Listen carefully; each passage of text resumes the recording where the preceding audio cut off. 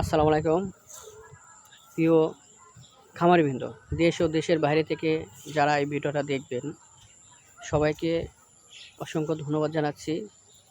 আজ আমরা একটা যে ভিডিওটা করব এটা আসলে লাইভ স্টক ডিপার্টমেন্টের নিয়ে কাজ করি। আমি এই ধরনের ভিডিওটাই করব। আজ আমাদের প্রজেক্টের আমাদের যে খামার আছে, খামার 1 দেখাবো আপনাদের। এটা হচ্ছে ইউনাইটেড গ্রুপের একটি খামার, United trust and cattle farm and training centre. এখানে খামার বিষয়ে ট্রেনিং করানো হয়। আর এটা আমাদের খামার।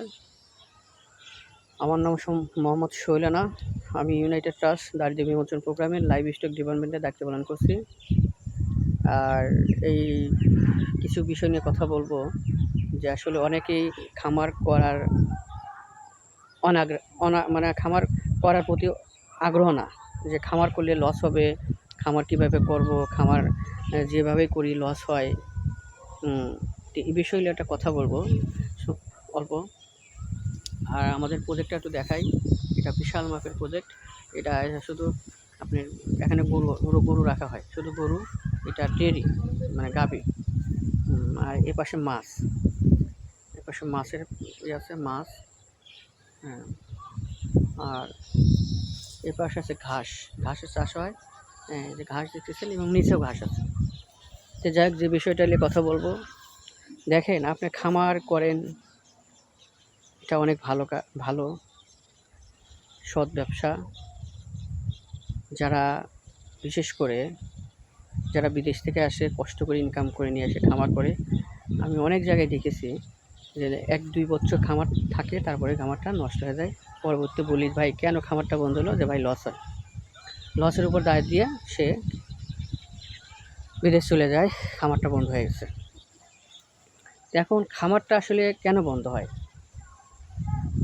পয়েন্ট 1, অভিজ্ঞতা যদি আপনি থাকেন, এই বিষয়ে যদি আপনার ধারণা না থাকে। দ্বিতীয়, অন্যের উপর নির্ভরশীল হয়ে, মানে অন্যের উপরে আপনি নির্ভরশীল, অন্যের উপরে খামারটা রেখে আপনি তদারকি করলেন,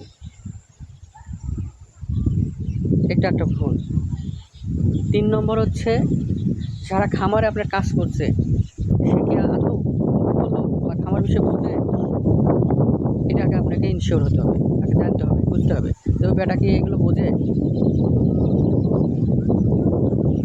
4 হচ্ছে জাত নির্বাচন। আপনি কী ধরনের গরু দিয়ে আপনি খামার শুরু করবেন? গাভী না ষাঁড় নাকি? গাভীর ক্ষেত্রে হলেও জাত নির্বাচন করতে হবে ভালো।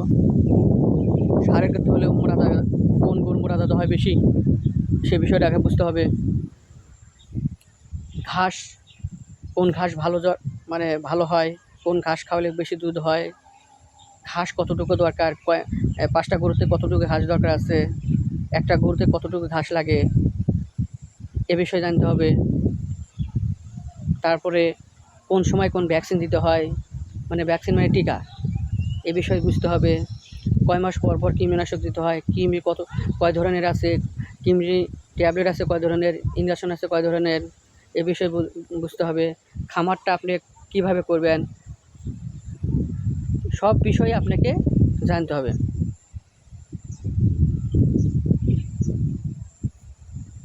দেখেন, খামারটা কোন জায়গায় করলে আপনার ভালো হবে, কীভাবে করে করলে খামারটা গরুগুলো ভালো থাকবে, এই বিষয়গুলো আপনাকে আগে বুঝতে হবে। কতটা ইনভেস্ট করতে হবে, ইনভেস্ট করবেন, সব বিষয় নিয়ে আপনাকে কাজ করতে হবে। যাই হোক, আপনারা এই বিষয়ে সব কিছু বুঝে যদি আপনি খামার করতে পারেন, তাহলে আপনি লাভবান হতে পারেন।